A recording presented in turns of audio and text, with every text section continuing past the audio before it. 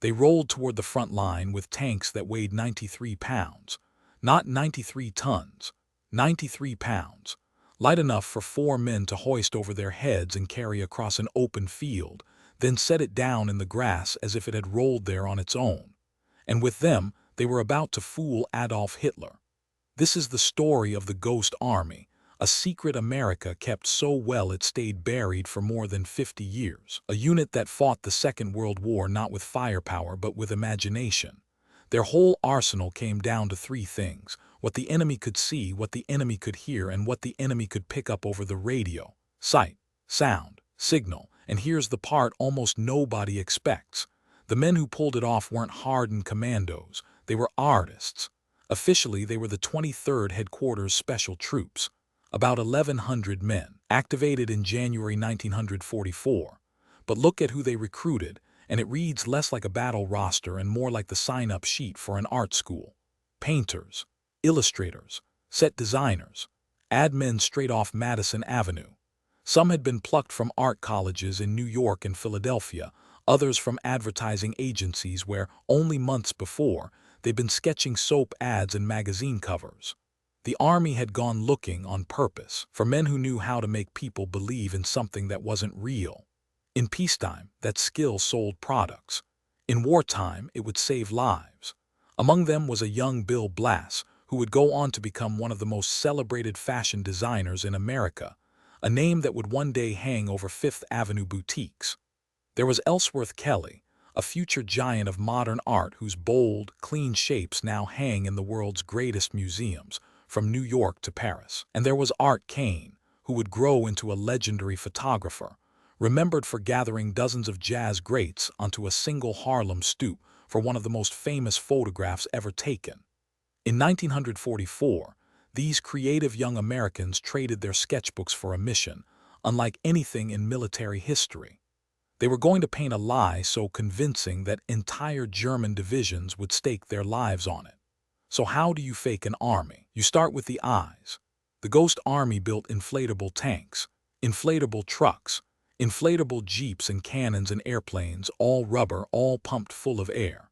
A dummy Sherman tank could be inflated in a matter of minutes, and once it stood there in the field, drab olive paint and all, it was almost impossible to tell from the real thing.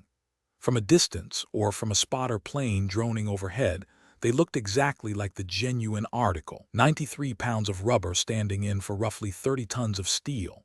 And the artists didn't stop there. They studied how a real armored column behaved and staged their fakes to match, parking the rubber tanks under trees at careless angles, the way tired crews really would, so nothing looked too neat. They pressed fake tank tracks into the mud with special rollers, so the ground told the very same story as the sky. They lit dummy campfires and hung laundry. Every detail sold the illusion, because they understood that the eye believes an army not when it sees one perfect tank, but when it sees 100 ordinary, imperfect human details. But the eyes are only one sense. What about the ears? For that, they had sound trucks. Engineers traveled to Fort Knox and recorded the real noise of armored and infantry units. Tanks rumbling over dirt roads, men shouting orders, engineers hammering bridges across rivers, the clank of steel treads and the grind of gears. They pressed it all onto records, mixing different sounds together like a film score so that a single scene could hold an entire operation. Then they mounted enormous speakers, some weighing 500 pounds, on half-tracks and played it out into the night. The sound was so powerful, so layered, that on a still evening it carried up to 15 miles. In the dark, a German soldier didn't need to see the tanks. He could hear an entire armored division rolling into position, the engines, the voices, the clatter of a column on the move, one that wasn't there at all. And now the most dangerous trick of them all. Because a real army doesn't just look and sound like an army. It talks. It chatters over the radio, unit to unit, order after order, in a steady stream of coded traffic. So the Ghost Army learned to talk too. This was called spoof radio. Their operators would study the exact rhythm and habits of a real American unit before it moved out, the way a particular radio man tapped his key, his little quirks in Morse code, the phrases he leaned on. Then, when the real unit slipped away to a new position under silence, The Ghost Army's operators took over the airwaves in their place, imitating them to the letter, flooding the ether with fake traffic. Phantom orders, phantom reports, phantom units checking in right on schedule. The Germans were listening, straining to map the American lines from every intercepted signal, and the Ghost Army made sure that everything they heard pointed them in exactly the wrong direction. Sight, sound, signal. Put them together, layer one on top of the other, and 1,100 men could impersonate an entire fighting force. A division of 30,000 conjured out of rubber, records, and radio, which brings us to March 1945 and the banks of the Rhine. The Allies were preparing to cross the river and drive into the heart of Germany. The Rhine was one of the last great natural barriers standing between the Allied armies and Germany's industrial heartland, and everyone knew it. But a river crossing is slow, dangerous, and terribly exposed. Men in boats and on pontoon bridges make easy targets, packed together over open water with nowhere to hide. If the Germans guessed the real crossing point and massed their guns and their defenses there, the cost in American lives would be staggering. So the Ghost Army went to work. The operation was called Viersen.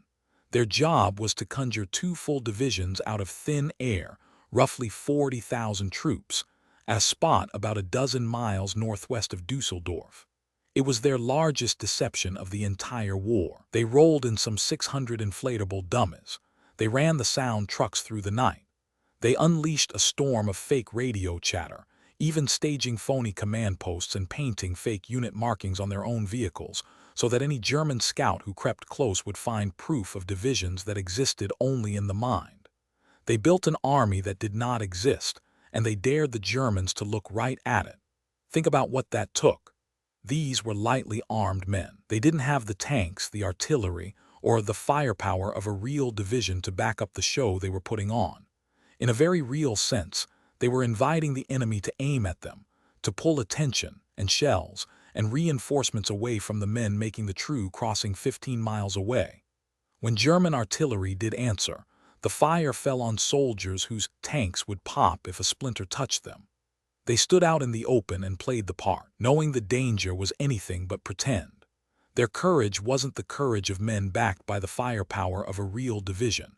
It was something rarer, the nerve to hold your ground with nothing but an illusion and trust that the trick would hold. And it worked. The German defenders kept their attention fixed on the phantom force, and the real crossing went in against far lighter opposition than it might have faced. Across more than 20 operations from Normandy to the Rhine, historians believe the Ghost Army's illusion saved thousands of American lives. Men who made it home to their families because a painter with a rubber tank had convinced the enemy to look the other way. Then those same men came home and said nothing. They couldn't. The mission was classified, stamped secret and locked away. So they carried it quietly for decades, a generation of veterans who had helped win the war with one of its most brilliant deceptions, and couldn't breathe a word of it to their wives, their kids, their neighbors at the barber shop.